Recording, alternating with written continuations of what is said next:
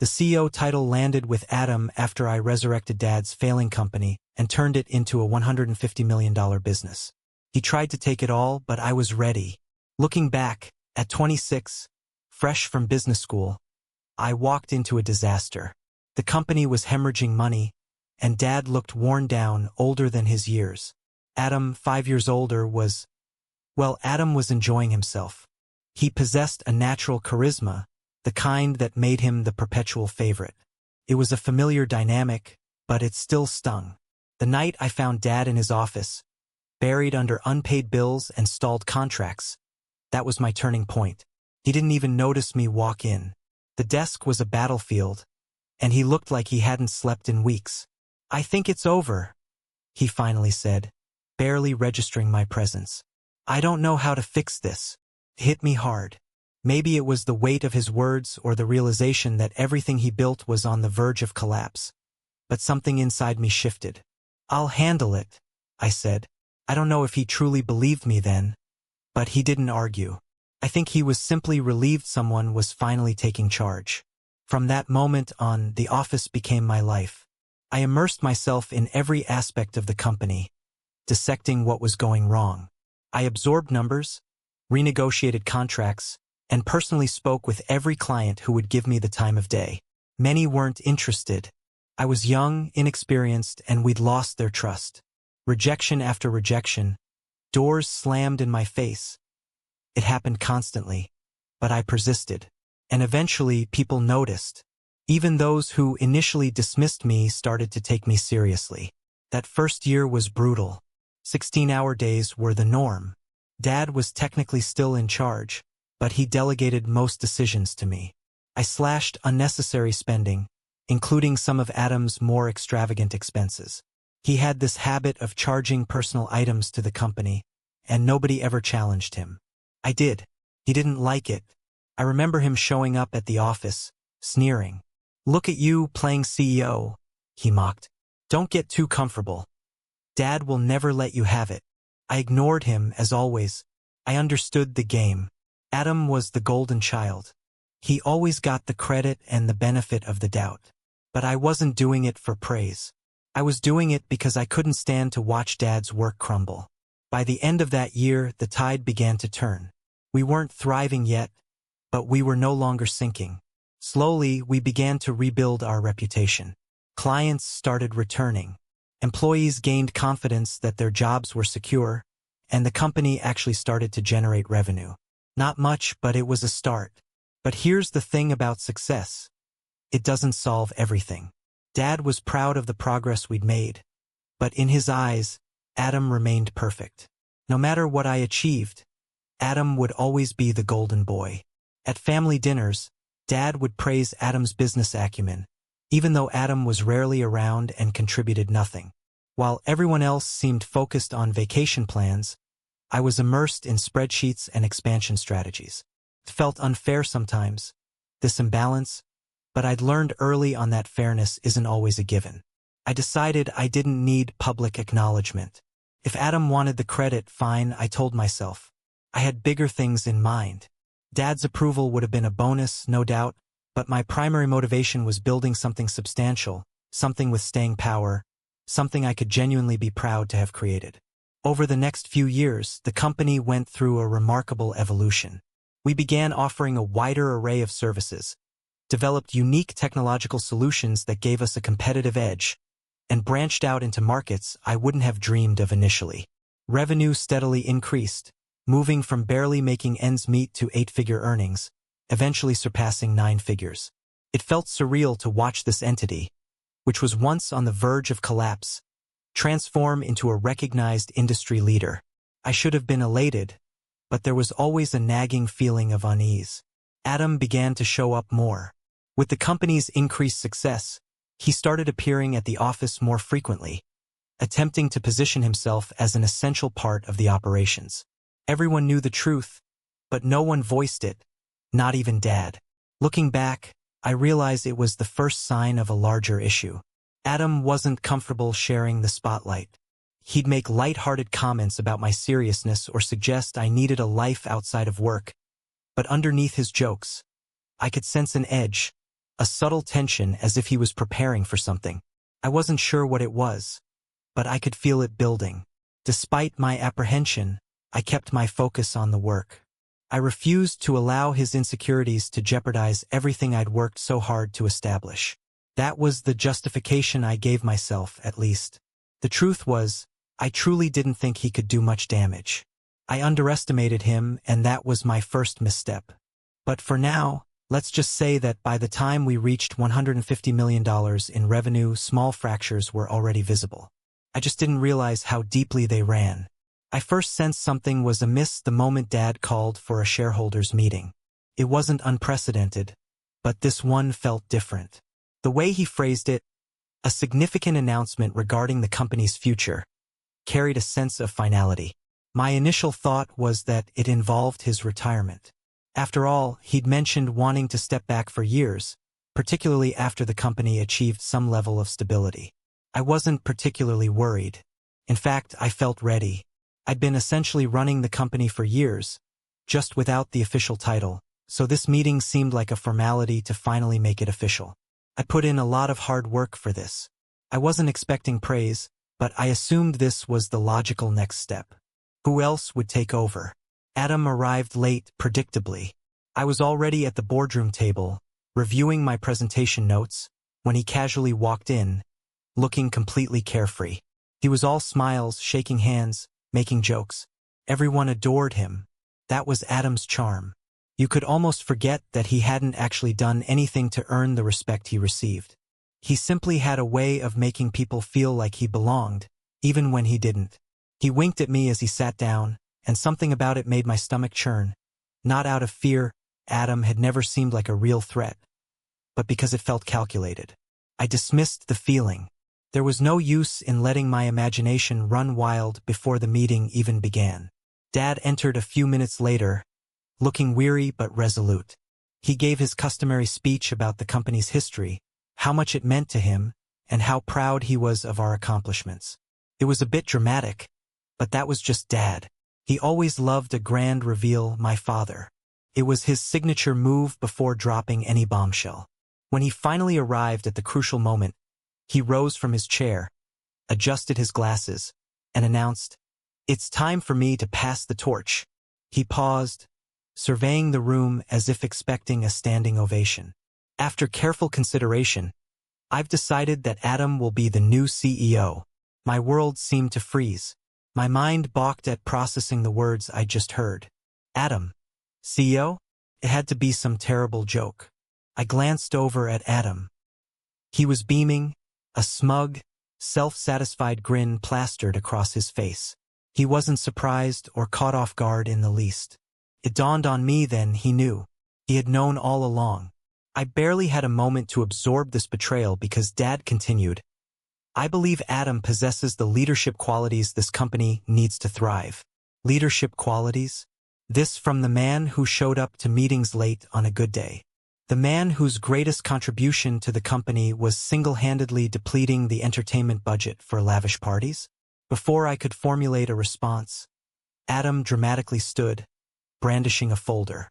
"I'd like to address something of vital importance," he proclaimed, adopting a serious tone that was utterly absurd coming from him. He opened the folder with exaggerated movements and began flipping through the pages, putting on a real show. "Over the past few months," he began, "I've uncovered certain troubling discrepancies in how specific decisions have been made." He cast a quick, pointed glance in my direction, then at the board members, as if assessing their reactions. "And it appears that my sister has been operating outside the bounds of her authority." The audacity! I was completely stunned. He then launched into a tirade of accusations, claiming I had made unauthorized deals, exceeded my authority, and jeopardized the company's reputation. He painted a picture of me as some reckless, power-hungry woman who'd been running amok while Dad's attention was elsewhere. It was all crafted with meticulous precision, just vague enough to sound convincing without offering any real evidence. I started to speak, to defend myself against these outrageous claims, but Dad cut me off. "Let him finish," he said, his voice calm but firm, and something in his tone chilled me to the bone. Adam concluded his little performance by declaring, "I only raise these issues because I care deeply about the company's future, and I wish to ensure we maintain the highest standards of integrity." Integrity from Adam? The hypocrisy was almost unbearable. When he finally finished, the room fell silent. All eyes turned to Dad, who took a deep breath and announced, "After reviewing the situation, I've decided to terminate Emily's employment, effective immediately." Just like that, my entire world collapsed. As if on cue, security guards materialized by the door, poised like vultures waiting for their prey. I didn't argue. What was the point? The decision had been made long before this meeting, and I'd blindly walked into their carefully laid trap. As I gathered my belongings, Adam leaned in, whispering just loud enough for me to hear, "Nothing personal, little sister, just business."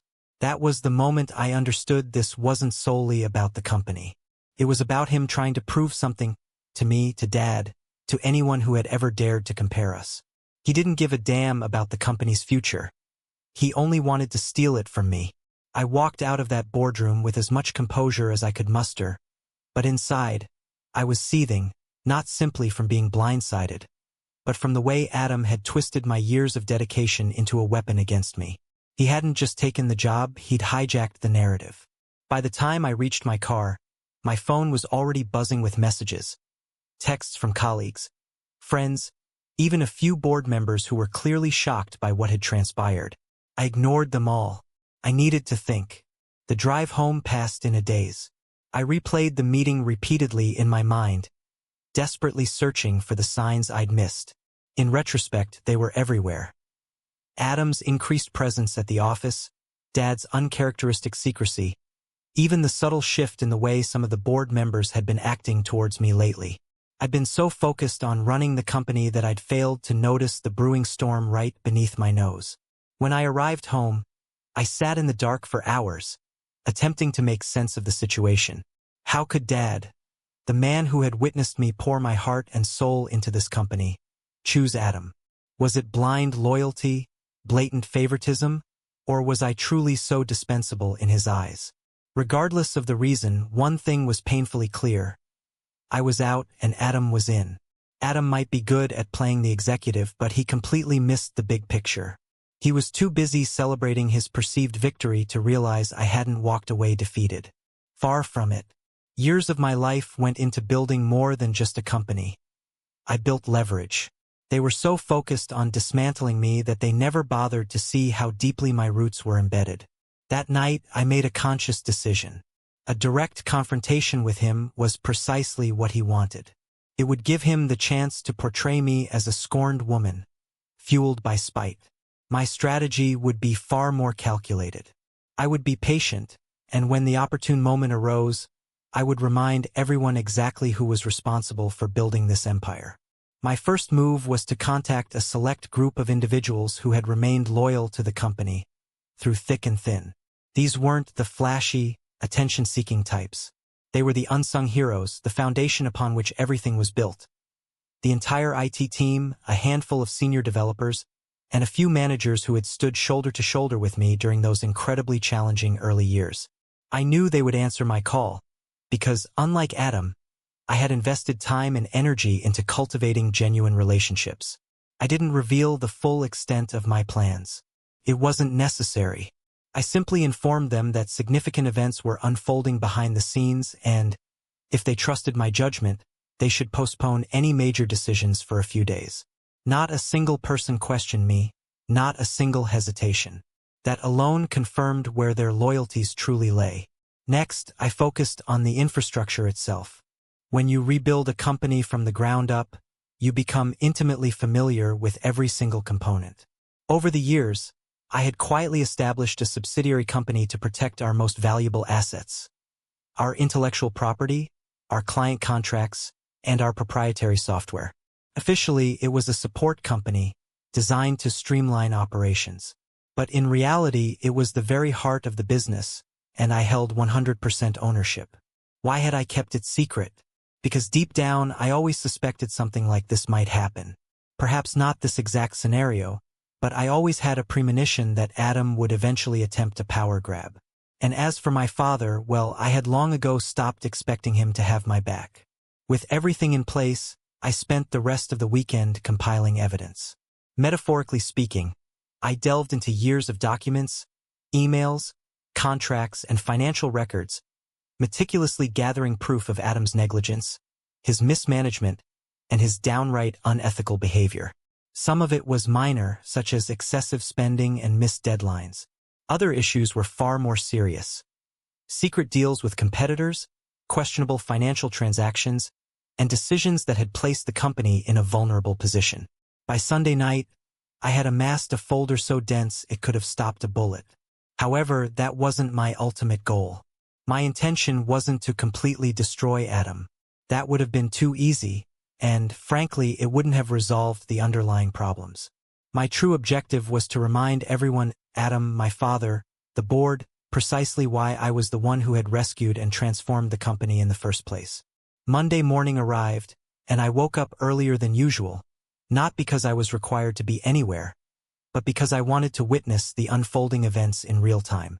I made myself some coffee, settled into my home office, and logged into the company's internal network. Surprisingly, I still had access. You'd think someone as supposedly astute as Adam would have immediately revoked my credentials. But no. The first thing I did was activate the failsafe I had built into the system years ago.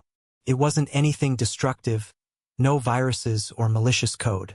It was simply a small script that redirected all internal communications to a secure server under my control.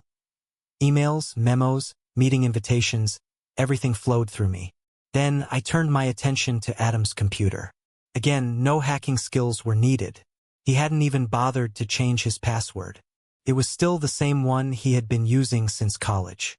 I uploaded a video file to his desktop and set it to play automatically the moment he logged in the video, a carefully curated highlight reel of his worst decisions, complete with timestamps and supporting documentation.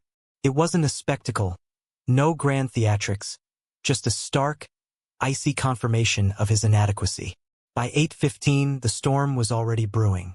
I watched on the security monitor as Adam sauntered in, that infuriatingly self-satisfied smirk plastered on his face. He plopped down in the CEO's chair, booted up the computer, and leaned back, acting as if he'd truly earned his place. Moments later, the pre-recorded video began playing. I imagined the initial confusion quickly morphing into crimson rage. He frantically pounded the keyboard, desperately trying to close the window, but the video was relentless. Every screen in his office was now displaying the same damning loop. Almost simultaneously, the digital deluge began. Emails started flooding inboxes. Board members, department heads, key investors each received a concise message containing documented evidence of his misdeeds, along with a brief, professional explanation of how his actions had actively damaged the company. I deliberately kept the tone factual and objective, avoiding accusations. It was all there in black and white. Then the real show began. Down in the lobby, federal agents walked through the doors. My tip-off regarding Adam's creative accounting had piqued their interest, and they were understandably keen for a little chat. The final touch, the perfect punctuation mark, an email from the entire IT department, announcing their collective resignation. They'd all previously signed contracts with my newly formed subsidiary, making them officially no longer affiliated with the failing company. The email concluded with a simple, powerful sentence.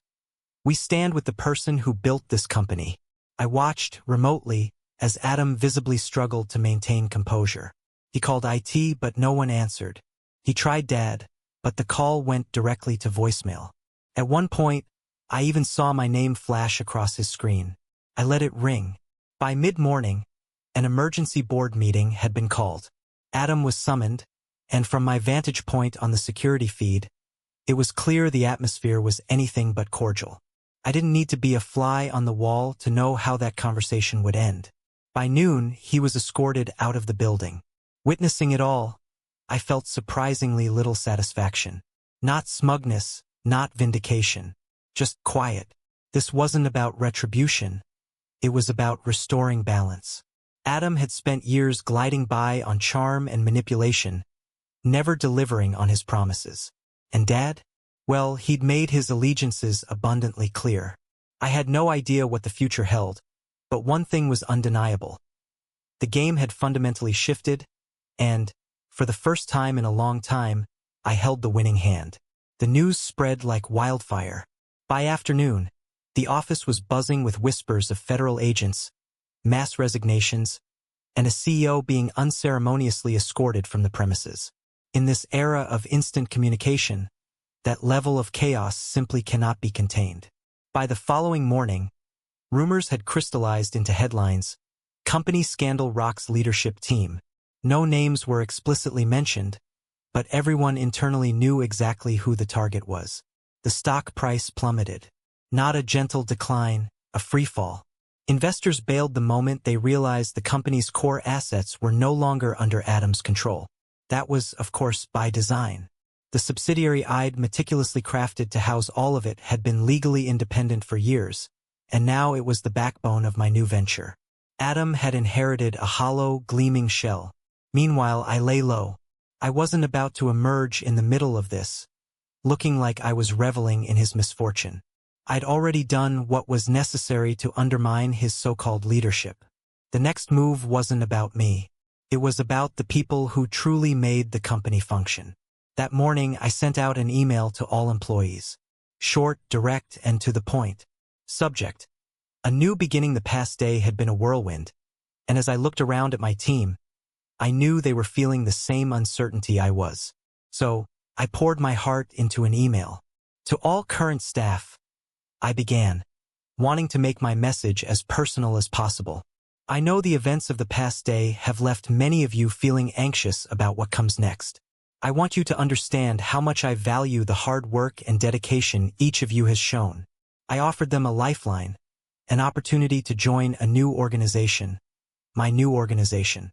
I emphasized that their contributions would be valued, that their jobs would be secure, and that we would operate under leadership that prioritized innovation and, above all, integrity. I reassured them their roles and benefits would remain, with even more support and chances for growth. A link to more details followed. Then, no pressure, this is entirely your choice. Thank you for everything. You deserve better, and I truly hope to provide it. I signed it, Marcus. By day's end, my inbox overflowed. But it wasn't just acceptances filling my inbox. It was gratitude. People were thanking me not just for a job, but for a way out. I felt a wave of emotion as I read messages from those who had weathered the worst storms with the company, telling me they had faith in me, not in the sinking ship. It was humbling. More than 93% of the staff accepted the offer within hours. A huge relief washed over me. Adam, on the other hand, wasn't so lucky. By midweek, the investigation into his financial dealings went public. The truth came pouring out, and it was worse than I imagined. He'd been siphoning company funds for years through phony vendor contracts. Worse, he was selling out to competitors, providing them with client information for under-the-table payments. I had suspected some foul play, but seeing it all laid bare was truly shocking. The authorities wasted no time.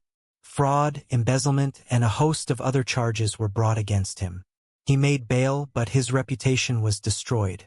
The media had a field day, branding him the epitome of failed nepotism.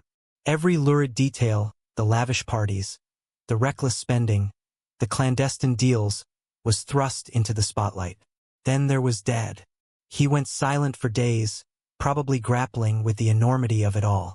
I can only imagine what he felt, realizing that the son he had trusted and favored for so long was a liability of such massive proportions. The board didn't escape unscathed either. Investors, the few who had remained loyal, were demanding answers, and the remaining members were scrambling for damage control. What could they even say? The very foundation of the company had been pulled out from under them. Everything of value had become a part of my new venture. That week, I convened a meeting with the leadership team of my new company. These were the people who had chosen to follow me, to risk everything on a new start. The IT director, the head of operations, several key managers, and the core development team. We gathered in a conference room at the new office space I had quietly secured months before. It wasn't luxurious, just a functional, modern setup with room for future growth. First order of business, I stated, looking around the table, is stability. No more surprises, no more gimmicks. We've all had enough of that. I saw heads nodding. Relief was etched on their faces. For years, they'd been caught in the crossfire of bad decisions and favoritism.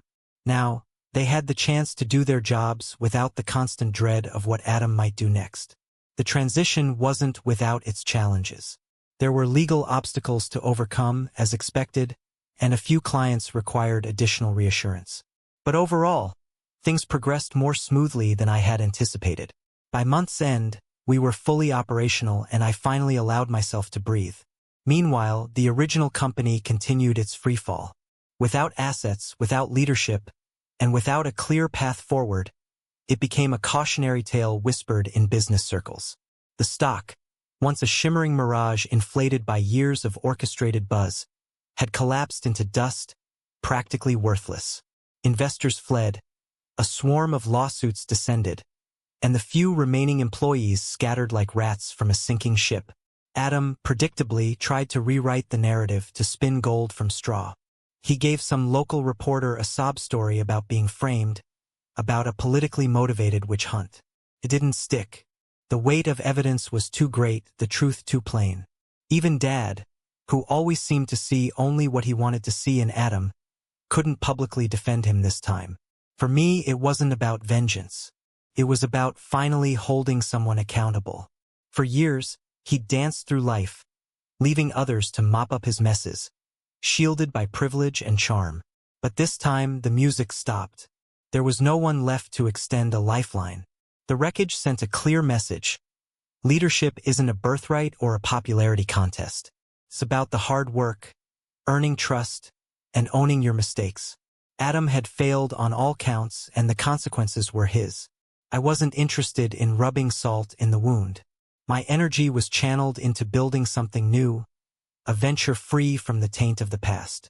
The implosion had been ugly, but a necessary destruction. Sometimes you have to raise something completely to build something truly solid. Barely a week after Adam's public implosion, my phone rang. I knew it would. It wasn't Adam, of course. It was Dad. He'd been conspicuously absent since everything went south, but I knew a reckoning was coming. His message was brief and direct. "We need to talk. Your mother and I are coming to see you tomorrow." I didn't bother replying. What was there to say? I knew exactly why he was calling, and it wasn't to apologize, and certainly not to admit any wrongdoing. This was about the fallout. The decimated stock value, the avalanche of lawsuits, the investors who jumped ship, and the fact that his entire retirement was tethered to a company sinking fast. The next morning, Dad and Mom arrived precisely on time at the unassuming office of my new company. I'd deliberately chosen a low-profile location, not to hide, but to keep things manageable. They found me easily enough.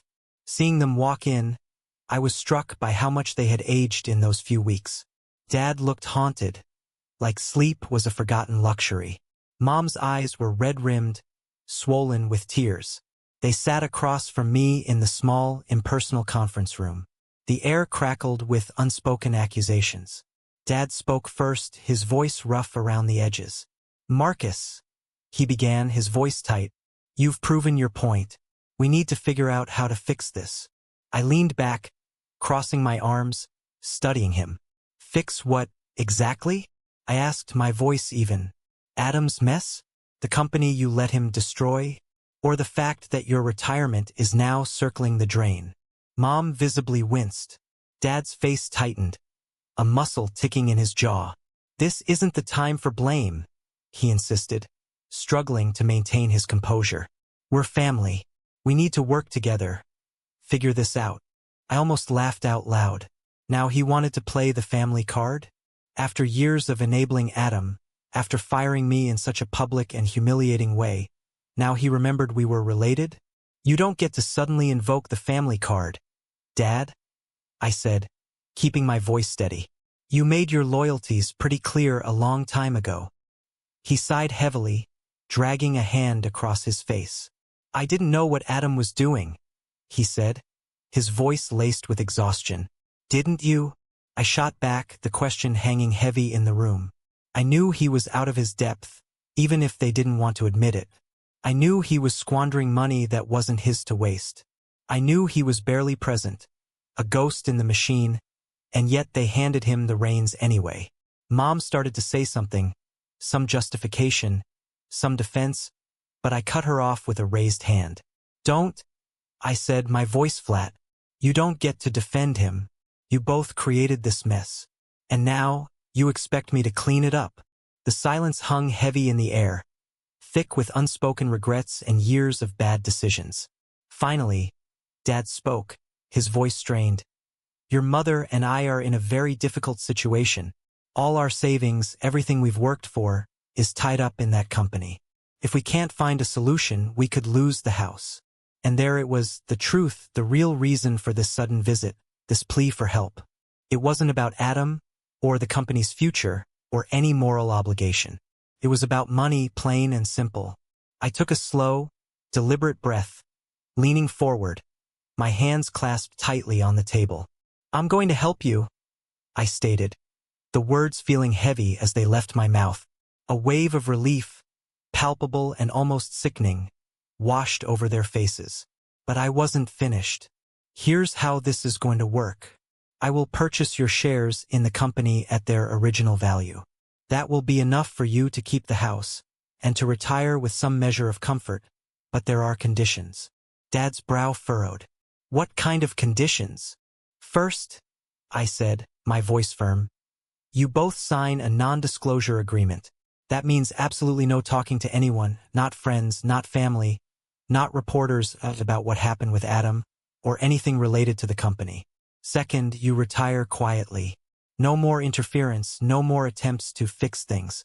And third, the money comes with strings attached. You will receive a monthly allowance, and any significant expenses will require approval from a designated trustee. Mom's face tightened, and I could see a protest forming on her lips, but Dad placed a restraining hand on her arm. That seems rather extreme, he said carefully, choosing his words with unusual caution.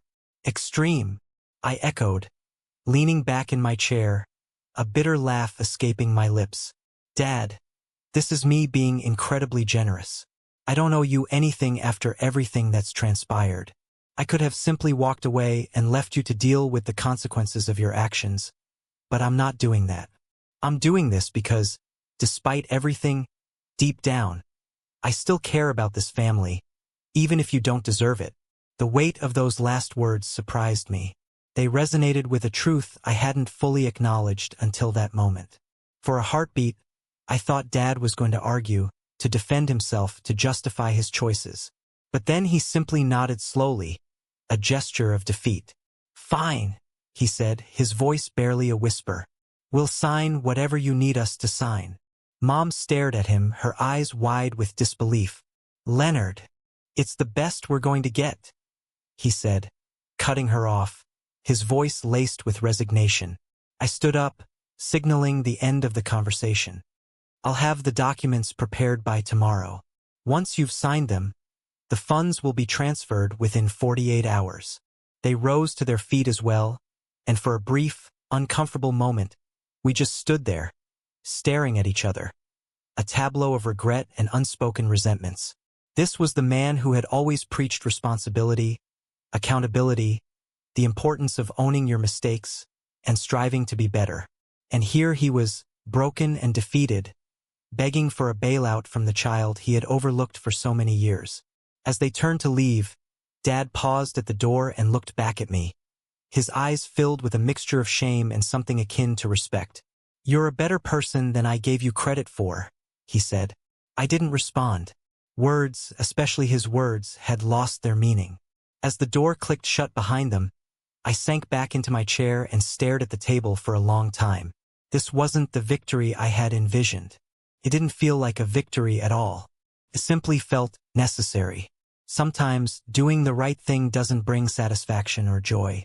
It just feels like closure, a closing of a chapter, even if the ending isn't happy.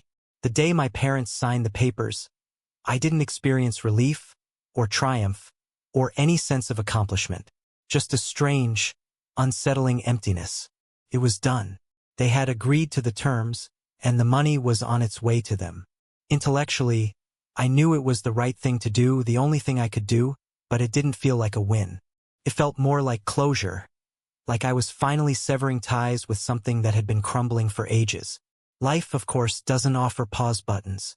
While my parents navigated their drastically altered financial landscape, I had a company to steer, a company that, for the first time, truly belonged to me. The shift from the wreckage of the old company to my own venture unfolded with unexpected ease. Almost the entire staff chose to come with me, and the crucial clients remained loyal. It wasn't just about allegiance, though. They recognized the value in the relationships we'd cultivated and the systems we'd established. If anything, the utter chaos surrounding Adam's implosion only seemed to reinforce their faith in me. They saw, perhaps for the first time, where the true driving force behind everything had always been. One of the most significant changes I implemented was how we functioned internally. I'd absorbed countless lessons from past missteps, particularly regarding the crucial roles of transparency and clear communication. Before, crucial decisions had often been made in secrecy, leaving employees struggling to adapt without any genuine understanding of the rationale. I was determined to forge a different path. We implemented weekly all-hands meetings where I openly discussed everything: our progress, our challenges, and our forthcoming objectives, without any corporate jargon or empty platitudes. Just honest dialogue about our current situation and our intended trajectory. The initial gatherings were a bit stiff.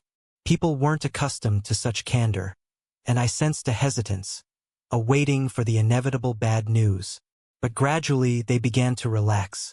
They started to actually believe me when I emphasized that we were all in this together. One moment that particularly resonated with me occurred about a month into this new structure. Marcus, a long-tenured senior developer, one of those quiet, dedicated individuals who consistently delivered without demanding recognition, approached me after a meeting. "I just wanted to express my gratitude," he said. "I've been here for a long time, and this is the first time I felt like someone genuinely cares about the work we're doing." Caught me completely off guard. I was momentarily speechless, so I simply nodded and replied, "That truly means a lot. Thank you for your continued commitment." Those small instances served as a constant reminder of my motivations. It wasn't about proving anything to Adam or my father or anyone else who'd ever underestimated me. It was about constructing something meaningful, something that people could take genuine pride in being a part of. By the close of the first quarter, we weren't simply maintaining stability. We were flourishing. Revenue had increased, client retention rates were at an all-time peak, and we had even started acquiring new business.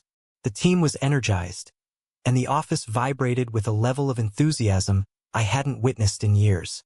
One afternoon, while walking through the office, I overheard a conversation between two employees near the coffee machine.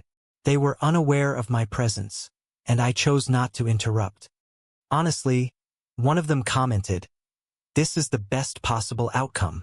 The old company was such a disaster. I feel like we genuinely have a future here now."